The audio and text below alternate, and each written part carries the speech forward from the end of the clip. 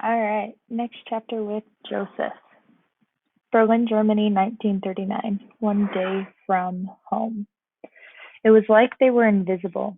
Joseph and his sister followed their mother through the crowd at the Lertner Bahnhof, Berlin's main railway station. Joseph and Ruth each carried a suitcase, and their mother carried two more, one for herself and one for Joseph's father. No porters rushed to help them with their bags. No station agent stopped to ask that if they needed help finding their train.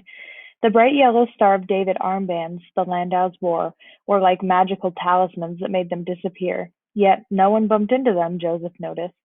All the station attendants and other passengers gave them wide berth, flowing around them like water around a stone.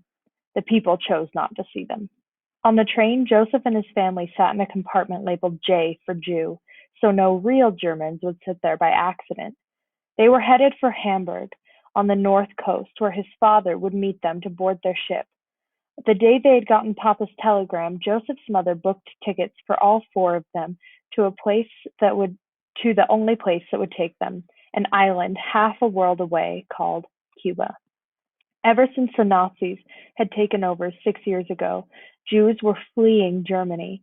By now, May of 1939, most countries had stopped admitting Jewish refugees, or had lots of official applications you had to fill out and file and pay for before they would let you in.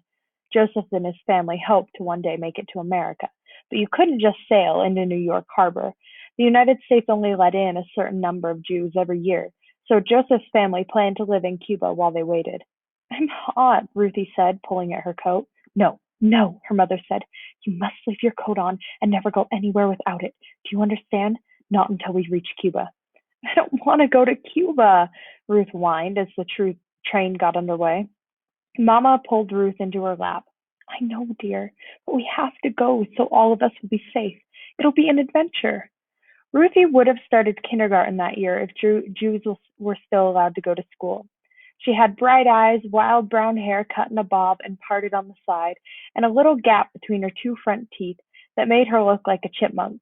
She wore a dark blue wool dress with a white sailor's collar and carried her white corduroy stuffed rabbit, Bitsy, everywhere she went. Ruthie had been born the year Adolf Hitler was elected Chancellor of Germany. She had never known any other life except this one. But Joseph remembered how it used to be, back when people saw them, back when they were Germans. They had gotten up early, and it had been a stressful day, and soon Ruthie was asleep in Mama's lap, and Mama dozed with her. As he watched them sleep, Joseph wondered if anyone would really be able to tell if they were Jews if they weren't in a Jewish compartment wearing armbands with the Star of David on them. Joseph remembered a time in class, back when he was allowed to go to school. His teacher, Herr Meyer, had called him to the front of the room. At first, Joseph thought the teacher was going to ask him to do a math problem on the board. Instead, Herr Meyer lowered a screen with the faces of profiles of Jewish men and women on it and proceeded to use Joseph as an example to tell a real German from a Jew. He turned Joseph this way and that, pointing out the curve of his nose, the slant of his chin. Joseph felt the heat of that embarrassment all over again, the humiliation of being talked about like he was an animal, a specimen, something subhuman.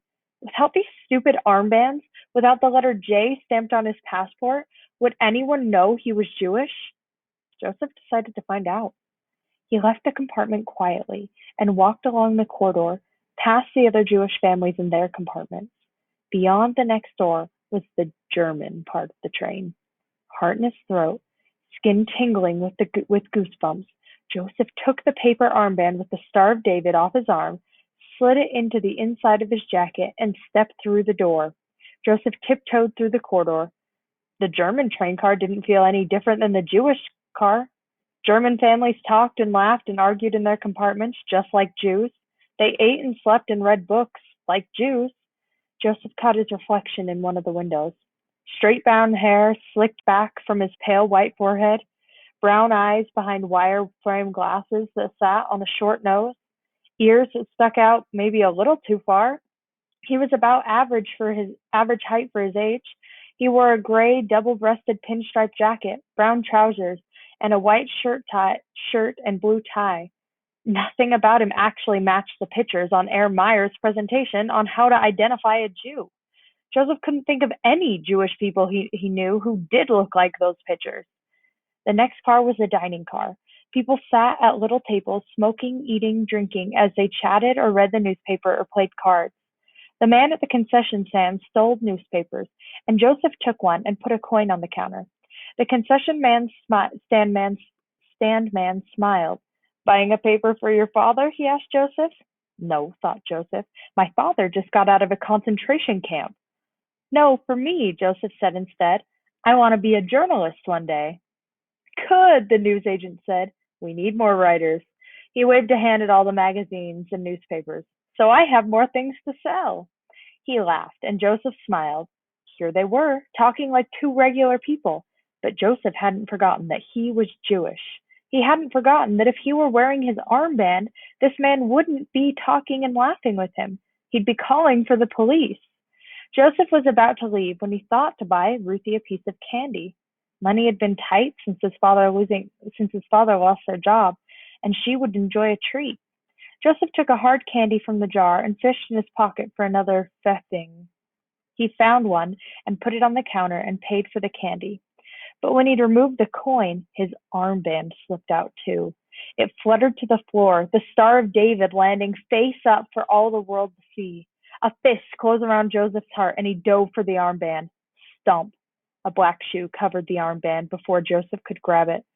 Slowly, shakily, Joseph lifted his eyes from the black shoes to the white socks, brown shorts, brown shirt, and red Nazi armband of a Hitler Youth, a boy about Joseph's age, sworn to live and die for the fatherland.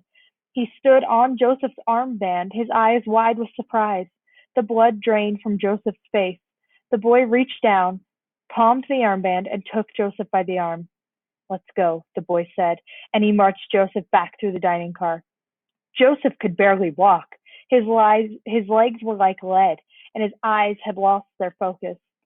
After Herr Meyer had called him in front of the class to show how Jews were inferior to real Germans, Joseph had returned to his seat next to Klaus, his best friend in the class.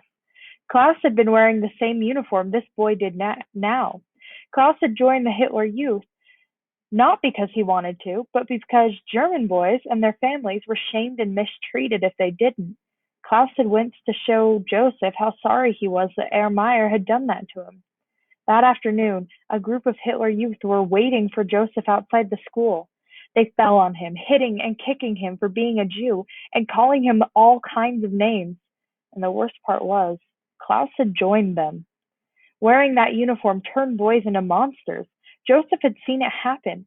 He had done everything he could to avoid the Hitler Youth ever since. But now he'd handed himself right over to one, and all because he'd taken off his armband to walk around a train and buy a newspaper. He and his mother and his sister would be put off the train and maybe even sent to a concentration camp. Joseph had been a fool, and now he and his family were going to pay a price. All right, that's a dramatic chapter. I hope Joseph's going to be okay. Ooh.